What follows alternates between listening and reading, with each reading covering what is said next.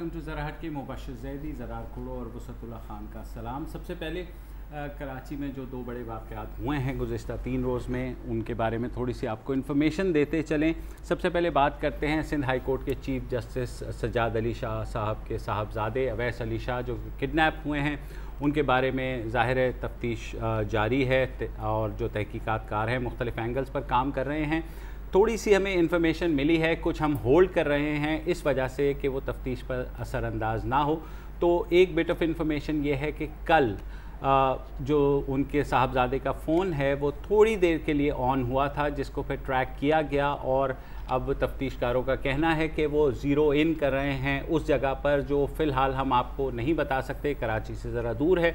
लेकिन ये वाहिद इन्फॉर्मेशन अभी तक उनके पास है। वो ये कह रहे हैं ये भी हो सकता है कि शायद कोई किडनैपर हुडविंग करने के लिए या धोखा देने के लिए तफ्तीशकारों को वो फ़ोन ले कर के ऐसी जगह चला गया है, वहाँ उसने जान के ये फ़ोन ऑन किया थोड़ी देर के लिए ताकि सारी तफ्तीश का रुख उस तरफ मुड़ जाए और जो भी किडनैपिंग है वो लोकली उसके ऊपर काम ना हो। और जहाँ तक दूसरी अमजद साबरी साहब की आज तदफीन भी हुई है, उसके बारे में भी कुछ इन्फॉर्मेशन जो आई है वो भी कुछ हम आपको बता सकते हैं, कुछ अभी होल्ड कर रहे हैं। सिर्फ ये आपको बता सकते हैं कि उनकी फ़ैमिली ने कुछ बातें जो हैं तफ्तीशकारों को बताई हैं जो उनके ख़्याल में क्या जो है इस सारी जो उनकी किलिंग के पीछे क्या वजह या मुहर्रिकात हो सकते हैं।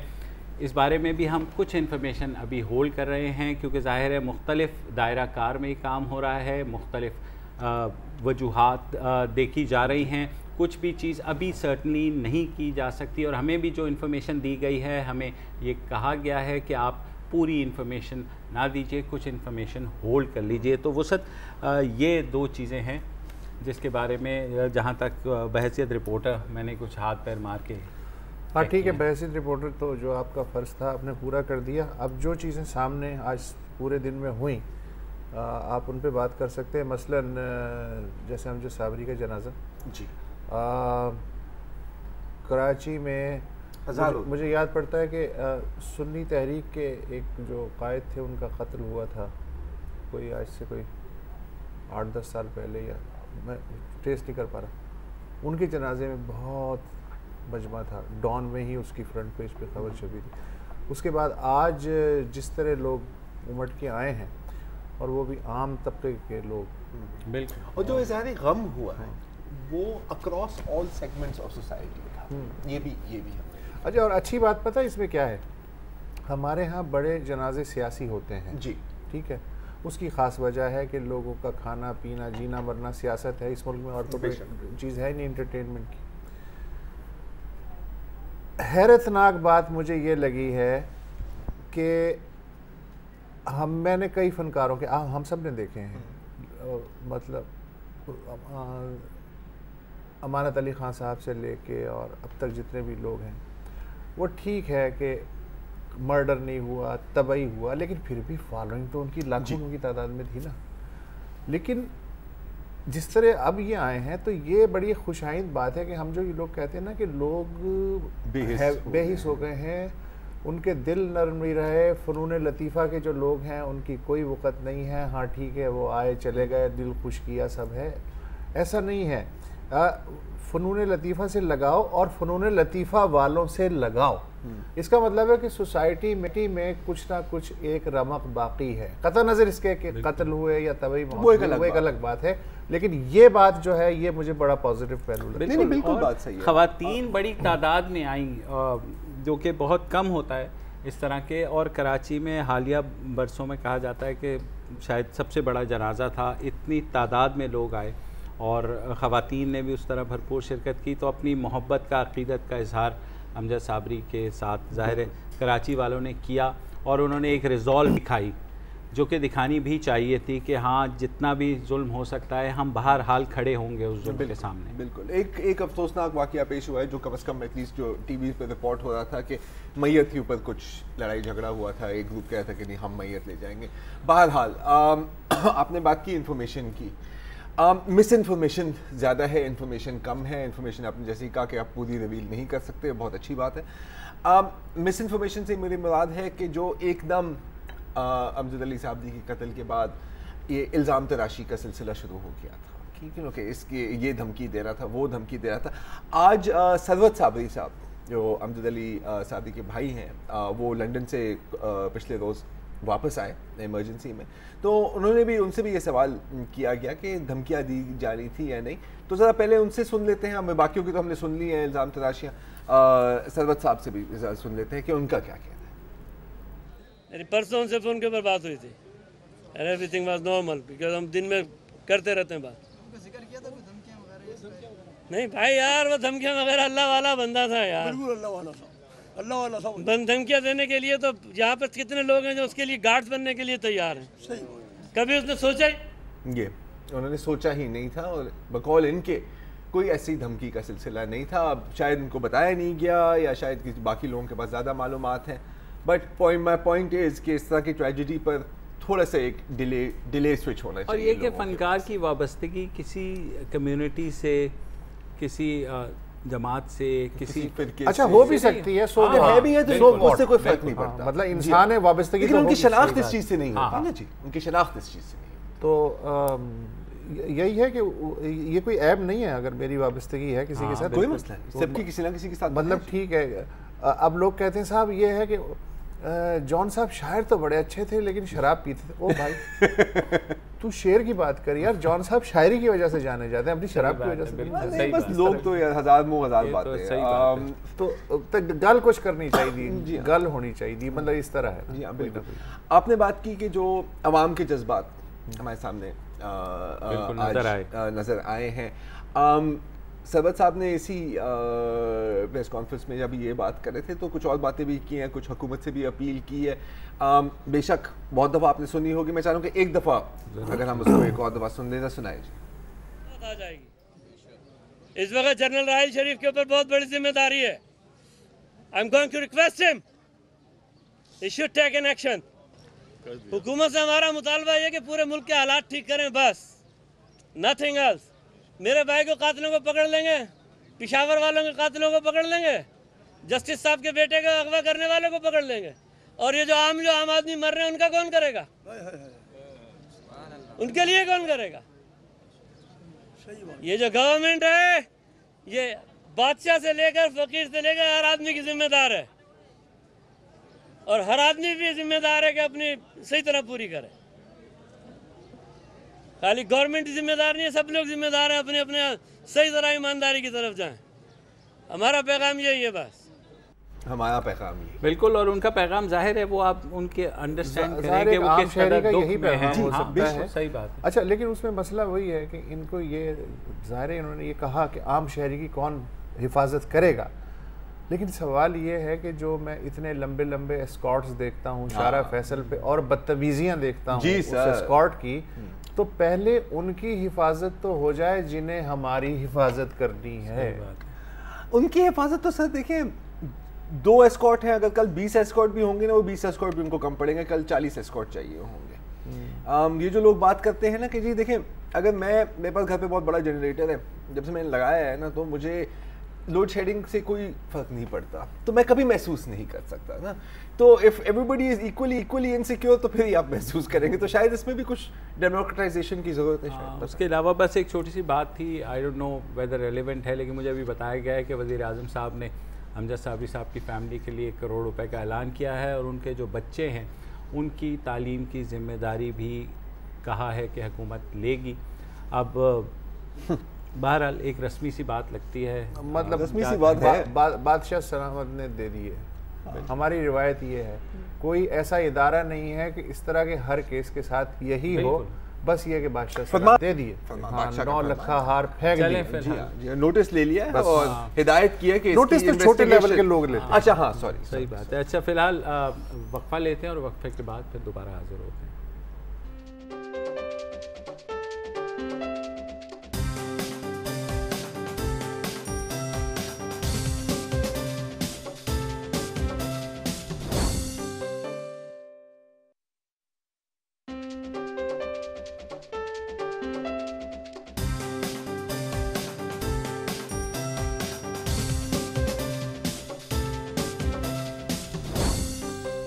वेलकम बैक जी। खैबर पख्तूनख्वा में एक बहुत मशहूर मदरसा है दारुल उलूम हकानिया कोड़ा खटक, आपने ज़रूर नाम सुना होगा। बहुत मशहूर ग्रेजुएट्स भी हैं जिनमें जलालुद्दीन हकानी, आसिम उमर जो कहा जाता है अल-कायदा इंडियन सब कॉन्टिनेंट के सरबराह मेंबर हैं, मुल्ला अख्तर मंसूर और जी हाँ मुल्ला उमर भी रहे हैं। तालिबान की जो सारी लीडरशिप थी, कहा यह जाता है कि वो यहीं से, और इसको तालिबान यूनिवर्सिटी भी कहा जाता है। कभी मुल्ला उमर के बारे में थोड़ा सा डाउट हाँ, है, थोड़ा सा डाउट बाद है में आया कि था, वो नहीं बिल्कुल। रहे। चले मुल्ला उमर को हटा दें। बहरहाल इस चीज़ पर डाउट नहीं है कि जो जॉइंट इन्वेस्टिगेशन टीम JIT बनी थी बेनज़ीर भुट्टो असैसिनेशन केस पर, उनका कहना था कि कुछ फॉर्मर स्टूडेंट्स दारुल उलूम हकानिया के इसकी प्लानिंग में मुलव्वस थे। बहरहाल वो एक वैसे तो बात करने का मकसद क्या है? मैं पहुंच रहा हूँ, मैं बहरहाल इसलिए तो कहा है आपने ऐसे ऐसे नाम लिए। हमारे दो सलीम साफ़ी भी यहाँ पढ़े हैं। चले ठीक है, तो कुछ अच्छा काम भी हुआ है।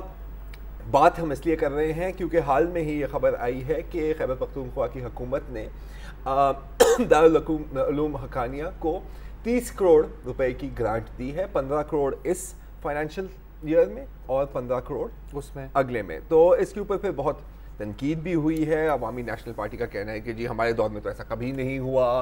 पीपल्स पार्टी ने भी कंडेम किया है। सोशल मीडिया पर भी PTI के सपोर्टर भी कुछ इस मसले में तकसीम हुए हैं। कुछ तो है जो ब्लाइंड सपोर्टर हैं, वो कहते हैं कि नहीं जी बिल्कुल सही है और मदरसा रिफॉर्म इसी तरह होगा आखिरकार, और कुछ कह रहे हैं कि यार खुदा के लिए don't defend the indefensible. Imran Khan साहब ने भी कल में कल उनका इंटरव्यू हुआ था। परवेज रशीद साहब ने भी इस आग पे हाथ तापने की कोशिश की है। उन्होंने कहा जी बेनज़ीर के कातिल, परवेज रशीद कह रहा है यार बेनज़ीर के कातिल पढ़े, परवेज रशीद कह रहा है जी। अच्छा इमरान खान साहब का क्या? कायरा साहब को भी कहना चाहिए वैसे तो। अच्छा, इमरान खान साहब ने जनाब इसको डिफेंड किया है। अच्छा, और उन्होंने कुछ ज़ाहिर है कि अपने कुछ मंतक भी दी है। उनका ये कहना है कि 3 करोड़ लोग जो हैं सरकारी स्कूलों में पढ़ते हैं पाकिस्तान में, कोई 8 लाख के करीब जो हैं प्राइवेट अंग्रेज़ी स्कूलों में पढ़ते हैं, कोई 23 लाख के करीब मदारिस में पढ़ते हैं। अब मसला ये है कि हम इन 23 लाख का क्या करें? अगर हम उनको अपने हाल पे छोड़ दें तो फिर वही होगा कि मसलन उन्होंने एक मिसाल दी कि जैसे दाइश है, उसमें वो उस तरह के लोग शामिल हुए जिन्हें आपने मेन स्ट्रीम से जो है काट के रखा, मार्जिनलाइज कर दिया, और फिर जाहिर है कि उनके एहसास महरूमी ने उन्हें उस लेवल तक पहुंचा दिया। तो हम नहीं चाहते कि ये जो मदरसे के बच्चे हैं ये बिल्कुल मार्जिनलाइज हो जाएं और फिर वही हो जो हो रहा है। तो हम इन्हें मेन स्ट्रीम में लाने के लिए, इनको जोड़ने के लिए, अपना हिस्सा बनाने के लिए ज़रूरी है कि हम इनसे रब्ता रखें।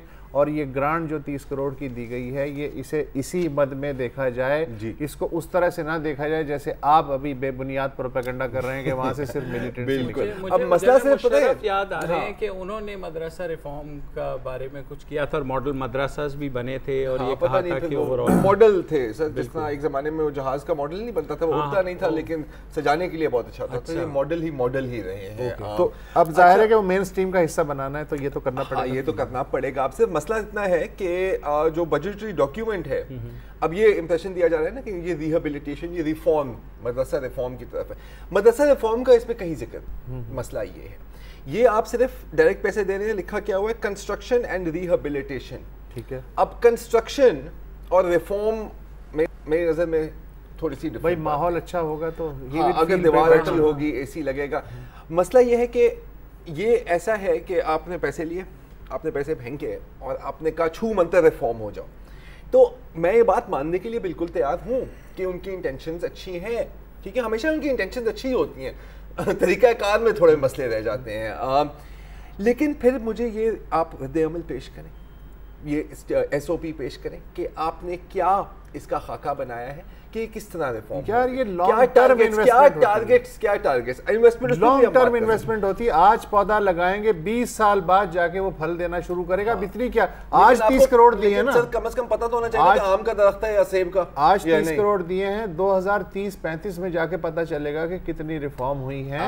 मुझे एक थोड़ी सी दोनों आपसे बात पूछनी है बिल्कुल, और I am just playing devil's advocate कि जो हालिया हमले हुए हैं उसमें जिस तरह कराची में हुआ था, ये इस्माइलियों की बस पे हमला हुआ, उसमें जो लोग थे वो तो सारे नॉर्मल प्राइवेट अच्छे स्कूलों के पढ़े हुए थे।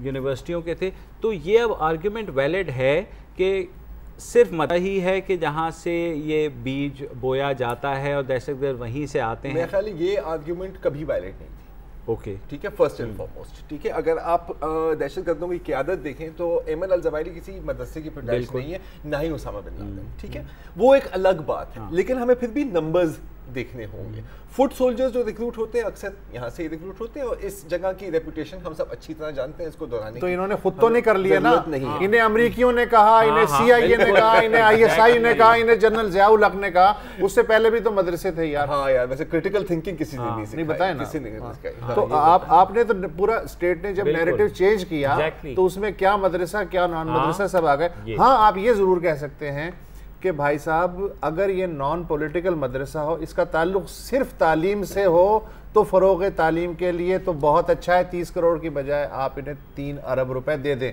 लेकिन मसला ये है कि वो दिफाए पाकिस्तान कौंसिल, मिली यकजहती कौंसिल, उनकी अपनी एक पॉलिटिकल एंटिटी है, उनका अपना एक सियासी किरदार है, तो वो सारे काम वो कर रहे हैं। अगर ये खालिसतन दीनी और इल्मी काम हो रहा होता तो मेरा ख्याल है कि मैं हाथ जोड़ के कहता कि और 2 पैसे। अच्छा, अब पता है मेरा मसला सिर्फ ये जो डिबेट है ना, ये बात ही अलग है, क्योंकि मेरी नज़र में कम से कम जिन लोगों से मैंने बात की है, मुझे लगता है कि ये मदरसे का इशू ही नहीं है, ना ही ये रिफॉर्म का इशू है, ना ही ये तालीम का इशू है, ये सियासी इशू है। वो कैसे? क्योंकि देखिए, अफासियाब खट्टर का कहना है कि जी हमारे दौर में ये रिलीजियस अफेयर्स मिनिस्ट्री के हेड में आती थी, तो हो सकता है कि उस हेड में वहाँ पे भी पैसे जाते थे, उन्होंने नाम लिख के नहीं किया। ये PTI ने थोड़ी सी चवल की है, नाम लिख दिया। नाम भी क्यों लिखा है? क्योंकि आखिरकार ये भी परवेज़ खट्टर साहब की कॉन्स्टिट्यूएंसी है, नौशेरा में। तो एक तो कुछ ऑन द राइट साइड भी रहना है और फिर कुछ अपनी पॉलिटिकल बेस भी सिक्योर करनी है। अब ये काम तो हो गया, दूसरी बात काम तो हो गया इमरान खान साहब को। क्या पहली दफा है कि कोई हुकूमत इन्हें पैसे दे रही है? मैं अपनी अंडरस्टैंडिंग मुझे समझना चाह रहा हूं, क्योंकि माजी में जब पहला आर्गुमेंट यही आया था कि जनाब पिछली हुकूमतें भी देती रही हैं, फिर ANP ने इस चीज़ को डिनाई किया कि जी हम नहीं, हम तो लमसम रिलीजियस मिनिस्ट्री को दे देते थे, तो वहाँ से वो हो जाता। तो अभी मेरे ख्याल में थोड़ी सी कंफ्यूजन है। मैं सिर्फ इतनी बात करूंगा कि आपको याद होगा कि हमने किया था एक शो KP के जो एजुकेशन करिकुलम में जो चेंजेस लाए हैं। हाँ, वो क्या थे कि जी इस एम्बुलेंस के ऊपर क्रॉस है, इस बंदे ने पतलून पहनी हुई है। तो जब ये चीजें हो रही हैं मेन स्ट्रीम एजुकेशन सिस्टम में, हम उम्मीद रख सकते हैं कि भाई मौलाना समीउल हक जो हैं कब निकलते हैं बाहर? नहीं, दूसरी बात ये कि मौलाना फजलुर रहमान साहब से चूंकि इनका वो भी है पट्टी फिटिंग बिल्कुल ईंट वाला हिसाब है, तो अब ये है कि दुश्मन का दुश्मन हमारा दोस्त, ये चीज़ तो ultimately it's all about politics. लेकिन ये भी तो देखें ना, मौलाना समीउल हक कब बाहर निकलते हैं एहतजाज करने के लिए? जब दिफाए पाकिस्तान काउंसिल को एक्टिव किया जाता है, तो वो भी तो एक वो है ना सर, मतलब ऐसा वो मैंने अर्ज कर दिया मौलाना तुम्हारा साबुन स्लो है, सारी चीज मारूफ अभी हो चुका है, साबुन स्लो है, अभी हो चुकी बात स्लो है। मैं ब्रेक ले ले। बहुत सारे लोग होते हैं जो बहुत सारे लोगों के काम आते हैं, बहुत सारे लोगों के लिए मुफीद होते हैं, लिहाजा ग्रांट जस्टिफाइड। ब्रेक ले लीजिए।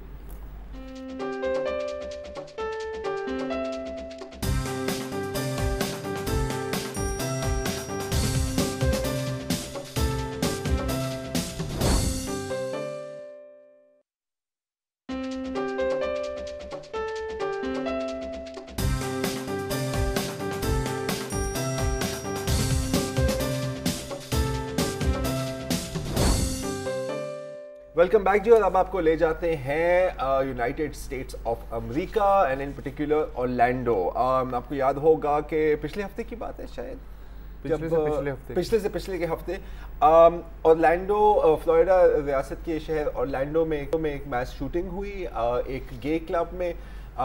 शूटर का नाम उमर मतीन था और पहले यही लग रहा था कि शायद ये एक दहशतगर्दी का केस है, और दहशतगर्दी भी है इसके अंदर, ये भी एक एलिमेंट है। लेकिन फिर कुछ ऐसी खबरें आने लगी कि उमर मतीन जिसने गे क्लब पे फायरिंग की थी शायद खुद भी गे है और गे डेटिंग साइट्स पर लोगों को अप्रोच करते थे और उस क्लब में भी जाते थे और वहाँ पर भी पार्टी करते थे, और बहुत लोगों के बयानात भी आए हैं जो उस क्लब में जाते जाते रहते थे गे कम्युनिटी के। अब एक स्पेनिश लैंग्वेज टीवी नेटवर्क है यूनिविजन, और वहाँ पर एक शख्स वन पर्सन केम फॉरवर्ड और उसका कहना है कि वो इसका लवर था।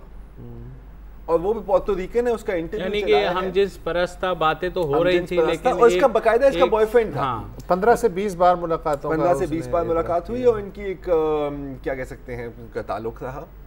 और उसके मुताबिक मतीन को लतीनी मर्द बहुत पसंद थे, जो हिस्पैनिक कहा जाता है, खास तौर पर पोर्टो रिकन। हाँ, ये लैटिनो जो है साउथ अमेरिकन आप कह सकते नहीं, हो। मैं वही समझाना चाह रहा हूँ नाजरीन को कि ये हस्पानवी और जो लोकल जो नस्लें हैं उनके मिलाप से एक नस्ल जिसे मुलाटोज भी कहते हैं सेंट्रल अमेरिका में। मुलाटोज थोड़े डिफरेंट हैं, लेकिन अलग है। ये बेसिकली तो प्यूर्टो रिको के हैं ना। हाँ, लेकिन ब्लैक और हिस्पैनिक, ब्लैक इज डिफरेंट और Hispanic Hispanic is different, different, मतलब हाँ। साउथ अमेरिकन कर लें अगर जनरलाइज करें, चले वो उसमें।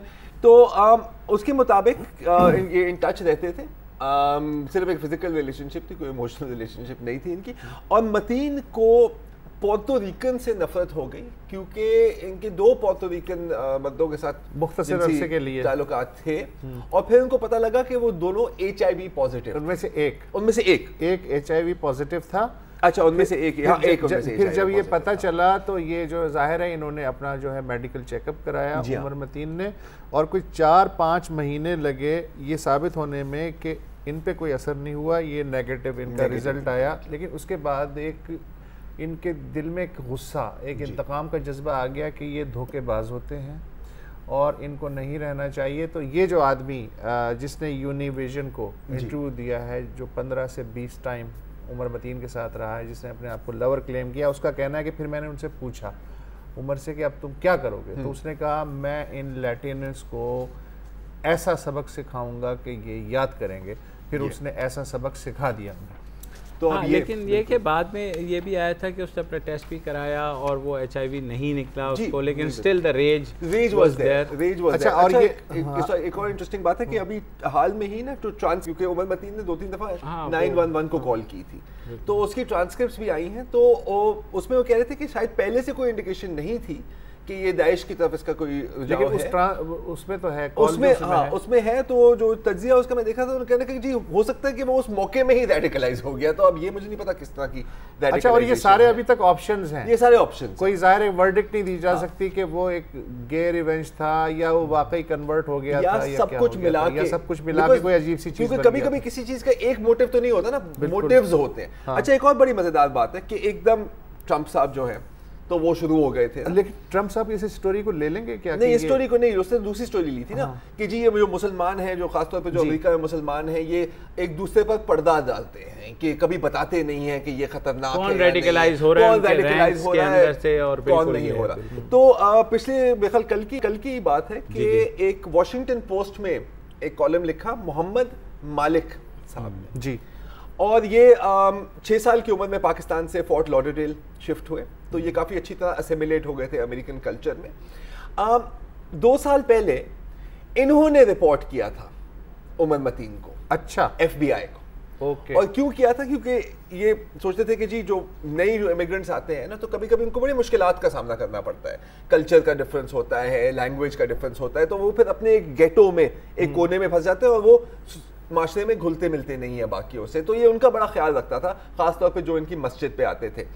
ये कह रहे कि उमर मतीन से मेरी काफ़ी गपशप रहती थी और ज़्यादा वो बोलता नहीं था, उनके बाप ही ज़्यादा बोल रहे होते थे, वो खामोश रहता था। और मुझे कभी नहीं लगा कि ऐसी कोई इसके अंदर कोई टेंडेंसी है। लेकिन फिर क्या हुआ कि 2009 में शायद इसी मस्जिद से एक जो लड़का था, जो बड़ा एक सोशल लड़का था, उसने सीरिया में खुदकुश बॉम्बिंग की। तो उसके पहली अमेरिकन सुसाइड बॉम्बिंग, तो उसके बाद ना फिर मलिक साहब को थोड़ी परेशानी हुई कि यार मुझे देखना चाहिए। तो वो जो बच्चा था जो रेडिकलाइज हुआ था, कैसे हुआ था? अनवर औलाकी जो यमनी स्कॉलर थे, एक्सट्रीमिस्ट स्कॉलर, ड्रोन हमले में मारे गए थे। और बहुत लोग, फोर्ट हुड का जो शूटर भी था वो भी उससे ही रेडिकलाइज हुआ। तो फिर उमर मतीन से जब ये इस मौजू पर बात कर रहे थे, तो उमर मतीन ने कहा कि जी मैं भी औलाकी के वीडियोस देखता हूँ। तो इसने कहा कि फिर ना थोड़ा एक रेडार इसका ऑन हो गया। तो इसने फिर जाके FBI को बताया गया, देखें मतलब मेरे पास सिर्फ इतनी मालूमात है, लेकिन मैं आपको इतना बताना चाह रहा हूँ कि कल ये अगर भी कुछ आज ऐसा हो सुनिए ना, FBI ने 3 दफा इससे कोई गुफ्तगू भी की। हाँ, इन्वेस्टिगेशन की, 2013 में, अपना काम 2014 किया में। जी हाँ, लेकिन कोई मजीद रेडिकलाइजेशन उन्होंने नहीं clear मिली तो किया इसको। केस क्लोज कर दिया। अच्छा, और ये जो है ट्रम्प साहब कह रहे हैं कि मुसलमानों को आप बाहर से ना आने दें, ठीक है बाहर से ना आने दें, लेकिन मसला ये है कि ये जो उमर मतीन साहब हैं ये तो अव्वल था आखिर अमरीकी है, ये पैदा होने से लेके मरने तक सब अमेरिका में ही हुआ जी है। नहीं, आई मीन अगर इसको किसी कैटेगरी में डालना चाहिए तो बेशक दहशतगर्दी की कैटेगरी में भी आता है, लेकिन मेनली ये मैस शूटिंग की कैटेगरी में आता है जो हस्बे मामूल हो गया है। लेकिन मसला ये है कि रेटिंग किससे आएगी, किस कहानी से ज्यादा आएगी, और वोटिंग, हाँ, रेटिंग और वोटिंग, वोट किससे जो आएगा? तकरीबन अब एक ही चीज है। क्यों आप ठीक। अग्री नहीं करते? नहीं मैं सुन रहा हूँ। अच्छा सही है। आप सुन भी नहीं रहे मुझे लग रहा है। नहीं मैं सिर्फ ये कह आप रहा सुन हूँ कि लोगे। रेलेवेंस जो है इसकी थोड़ी मज़ीद निकालने की कोशिश कर रहा था कि ये सारा जो मुसलमानों के ऊपर ये जो इल्ज़ाम आता है कि वो अपने रैंक्स में से चीज़ों को नहीं बताते या छुपा लेते हैं, और ये रेडिकलाइजेशन, तो ये इट्स अ गुड एग्जांपल के इस तरह के बहुत एग्जांपल हाँ, लेकिन वो गार्ड हमें कभी नजर नहीं आएगा जिसने ऑरलैंडो क्लब में से बहुत सारे लोगों को खिड़की और दरवाजा पिछला तोड़ के बाहर निकाला था, वो हमें नजर अच्छा, नहीं आएगा। और ये सवाल कभी नहीं पूछा जाएगा कि जो ब्रिटिश एमपी जो कॉक्स को जिसने कत्ल किया है, जिसने कहा था कि गद्दारों को कत्ल करो, जब कोर्ट में पेश हुए तो उसको कहना था, वो कहना था कि मेरा नाम, आपका नाम क्या है? उसने कहा मेरा नाम है मौत, death to traitors, freedom for Britain. हाँ, उसको किसने रेडिकलाइज किया मुझे नहीं पता। मेंटली डिरेंज्ड, मेंटली डिरेंज्ड है यार, terrorist वो नहीं तो था वो तो वो। मतलब वक्फा ले लेते गार्डनिंग का हैं और शौकीन था। वक्फे के बाद वापस आते हैं।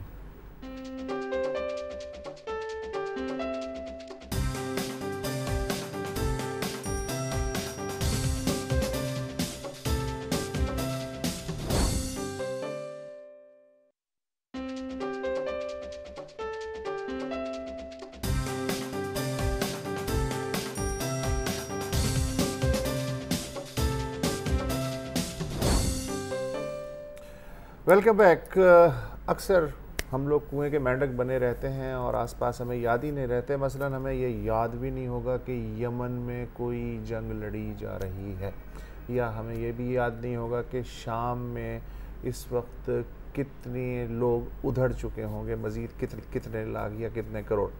तो याद दहानी के लिए मैं कुछ आदाद शुमार ताज़ा तरीन जो है वो पेश कर देता हूँ। अक़वाम मुत्तहिदा के जो इदारा बराए पनाह गुज़ीना है उसके मुताबिक 90 लाख शामी टोटल बेघर हुए हैं अब तक। 2011 से लेके अब तक कितने साल हो गए? 5 साल हो गए। इनमें से 65 लाख अंदरूनी तौर पे दरबदर हैं। 30 लाख से ज़ायद जो हमसाया ममालिक हैं, तुर्की, लबनान, उर्दन, इराक़, वहाँ पहुँचे हैं। 1.5 लाख अफराद को यूरोप ने ले लिया है और तकरीबन 1 लाख मज़ीद को लेने का प्रोग्राम है। अल्हम्दुलिल्लाह अल्हम्दुलिल्लाह हमसाया मुसलमान ममालिक को छोड़ के किसी खलीजी मुल्क बशमूल सऊदी अरब और पाकिस्तान, ईरान जो सबसे बड़ा एक फ़रीक है शाम में, जो फौजी भेज रहे हैं वहाँ पे। उसने कोई रिफ्यूजीज़ वगैरह नहीं लिए हैं। ये यूरोप की जिम्मेदारी है या हमसायों की जिम्मेदारी है। इस तरह बात ये भी है कि अफगान रेफ्यूजीज को भी इस्तेमाल किया जा रहा है। हाँ, हाँ, वो सब है, वो सब चले, है। ये एक अलग बात है। अब देखिए, आपने बात की कि हम भूल जाते हैं, हम मेंढक की तरह से महदूद जाते हैं, we don't look beyond ourselves.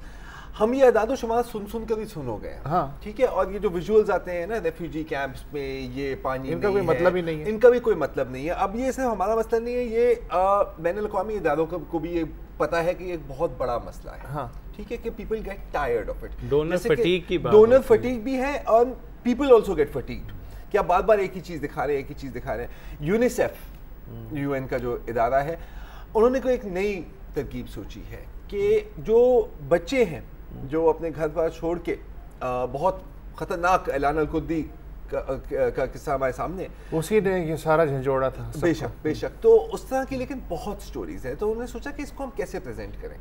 तो एक तो होती है ना फेरी टेल्स, हाँ, बचपन में सबने सुनी है।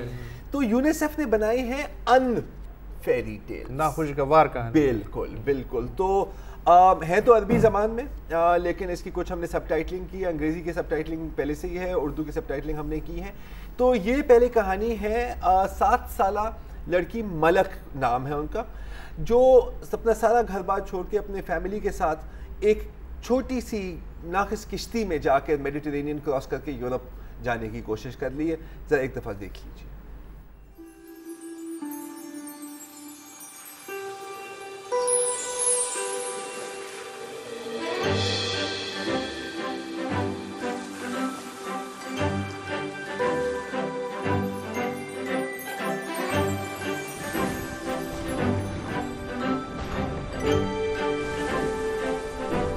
كانت كتير كبيرة.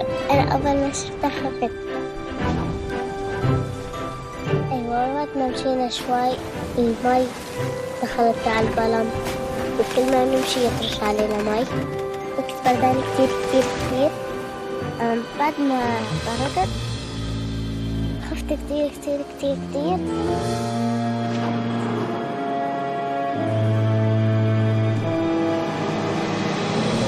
حاسة أنه أمي نغرة يطب البلم هيك نغرة. كنا نمشي جوا.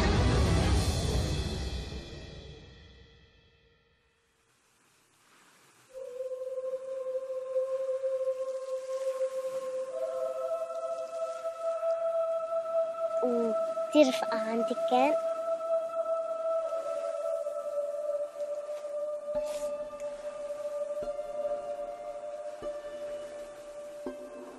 صلاة ما ضل حدا.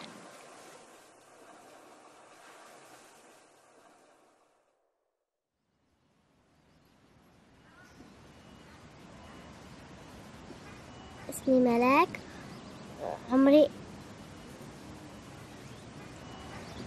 7 और ये थी मलक। एक और ऐसी स्टोरी है, वक्त कम है तो मैं आपको जल्दी से दिखा देता हूँ। ये 14 साला एविन की कहानी है जो शाम से भागी सिर्फ अपने पसंदीदा तकिए को लेके। बच्चों को अजीब अजीब चीज़ों से लगन होता है, उसको अपना तकिया बहुत पसंद था। आइए देखिए।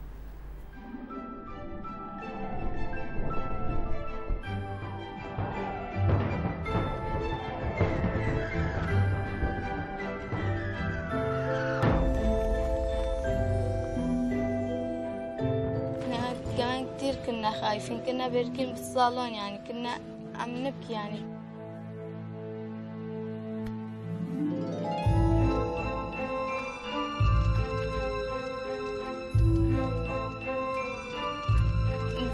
شفنا جثث، شفنا الدم يعني.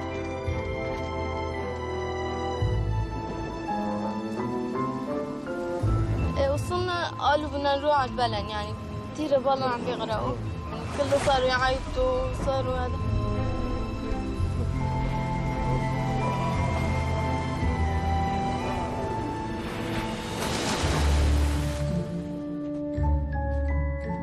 مشينا كمان، مشينا كتير، نام جوعانين، في جوعانين يعني.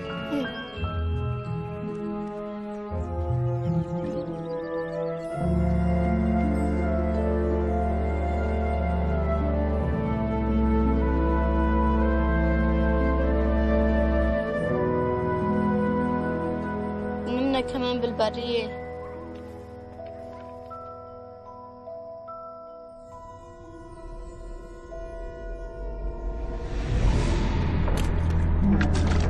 كتير بحلم بيه، بتذكر ببكي ببكي.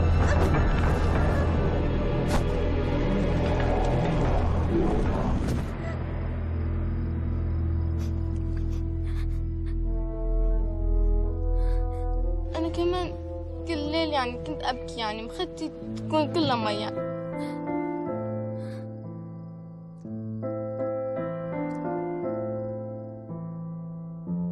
عم بزعل ليش هيك حياة صعبة.